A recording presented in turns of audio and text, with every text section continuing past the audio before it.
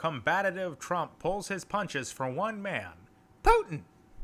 She did not explain why Mr. Trump remained so reluctant to utter a word of criticism against Mr. Putin. Mr. Trump has long expressed admiration for Mr. Putin, even as American politicians of both parties have denounced the Russian leader for fomenting a separatist war in Ukraine, trying to destabilize the West, bolstering President Bashar al-Assad in Syria, and collaborating with Iran.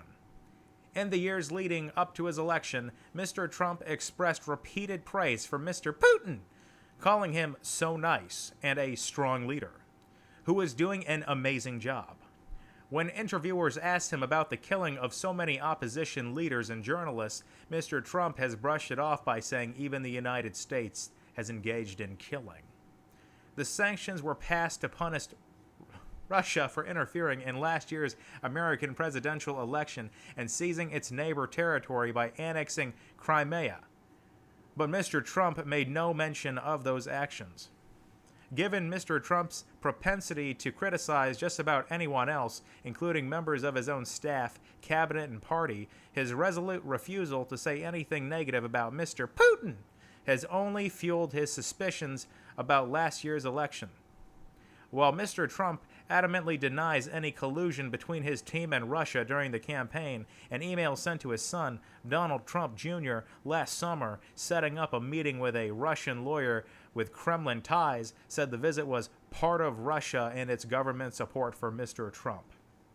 Mr. Trump lately has tried to argue that Russia actually worked against his campaign because he moved to increase military spending and energy supplies, that it was Mrs. Clinton who had the support of the Kremlin. They're investigating something that never happened, Mr. Trump complained on Thursday. Some foreign policy scholars said that even if there was nothing untoward between the Trump campaign and Russia, the president and his team may be soft-pedaling criticism of Mr. Putin in hopes of striking a grand bargain in Syria and the Islamic State.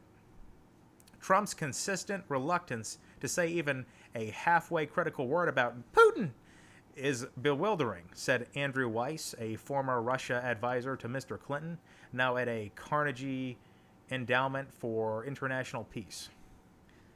Well, that's just great, Trump, denying that Putin backed you up.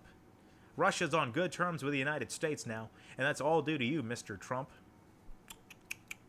Shame on you for denying that.